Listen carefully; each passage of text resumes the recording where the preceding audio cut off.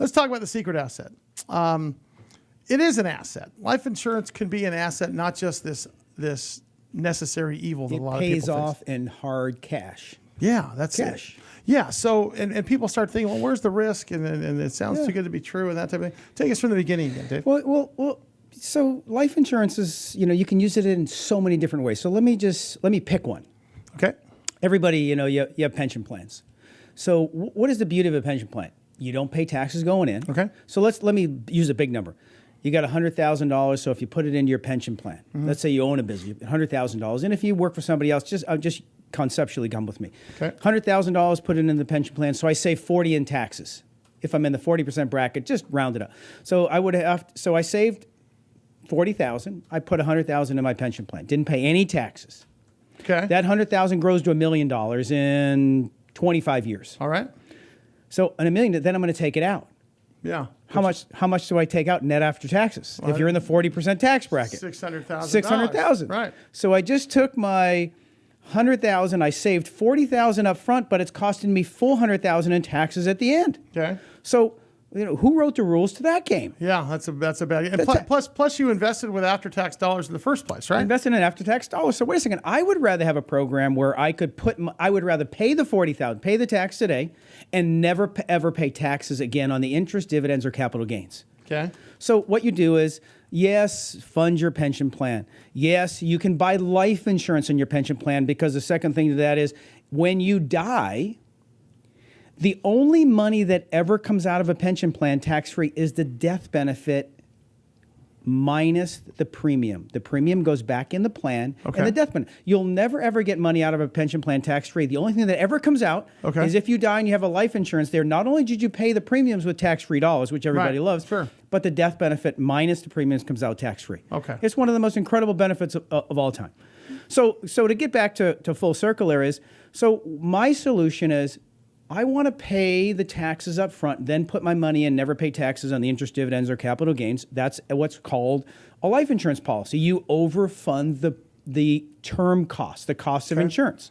So, for instance, let's use you as an example, as we did earlier in the show, is if I take you at 52 years old in 2 months, your closest age, and for 10 years you say, look, in the next 10 years, I'm gonna put away $50,000 a year into this life insurance policy. We buy the minimum death benefit. At the end of 10 years, you put in $500,000. We let that money grow tax deferred. And let's say in the S&P, the index, the hedge of 0 floor, 13% cap. Okay. Let's say we average over the next, till you're 70 years old, we average 7%. Historically, it's about 8.4. Okay. Then you could take out over the next 10 years $122,000 a year tax-free, which is $1.2 million. Yeah. You put in $500,000, you took out $1.2 million, you had life insurance, they actually paid you to own life insurance. So my question is this, is that if this is, I guess my big fear is this. Right. Will the regulators come up and put the kibosh on this? The regulators could always come up and put the kibosh on everything. What I've seen historically in the past, and have they tried the insurance industry? It's not on anything I've seen. Okay. But this country is in such tough shape. There's no sacred cows. Okay. But I would just say in the past, what I've seen them do is grandfather everything up to that point. Okay. But so far, look, all the congressmen and all the senators, everybody owns life insurance. I think it'll be a lower down the list, and I think the life insurance lobby is extremely strong. Yeah. Because we're talking about everybody. Over 70% of the people in the United States count on life insurance products for their financial security and retirement. Sure. You talk. There's lots of folks that talk about, and they are especially stockbroker types and money manager types. Right. That have a pretty pat saying for life insurance, and that is buy term and invest the difference. Right. What does that mean, first of all, and why is that a bad advice? Charles Givens was one of the old TV people, is long gone now, but he was on TV doing an infomercial years ago, and he did buy term and invest the difference. And I've seen people patent that. And so Charles and I did work together. Okay. Back when I was doing some work with Tony Robbins, Charles Givens called up and he said, Dave, he goes, what are you and Tony doing? Right. He goes, I believe you buy term and invest the difference elsewhere. I go, Charles, I said, that was good in the old days, but right now you can buy term and invest the difference in the same product. Yeah. Overfund it so the IR code 7702, which says the overfunded portion after all your fees grows tax deferred throughout your entire lifetime. And then when you want to take it out, you take it out tax free. Okay. So it's beautiful. You can do it in the same product. The benefit of this thing is not just the fact of the life insurance side of things. Yep. It's the tax benefit of this thing. Yeah. In fact, is in your mind, is that a bigger benefit? Yeah, I think the biggest benefit, so you're either going to buy life insurance for the living benefit where you use the cash as a supplemental retirement, and it's the most incredible vehicle there is. How do people do that?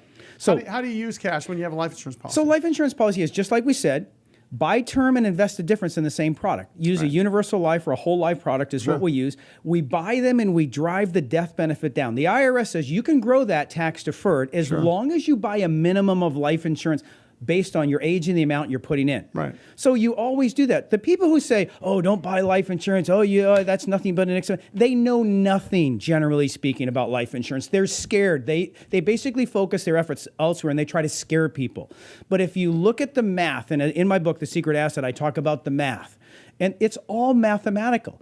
So what I do is I show you, wait a second, if you're going to put $5,000 a year into a life insurance policy, and then you're going to put $20,000 a year for your investment account, let me show you how to take some of that money and put it in the life insurance pot. Overfund the $5,000, put an extra $10,000. And I'll show you how to grow it. Do you buy stocks? Do you buy mutual funds? Do you pay taxes?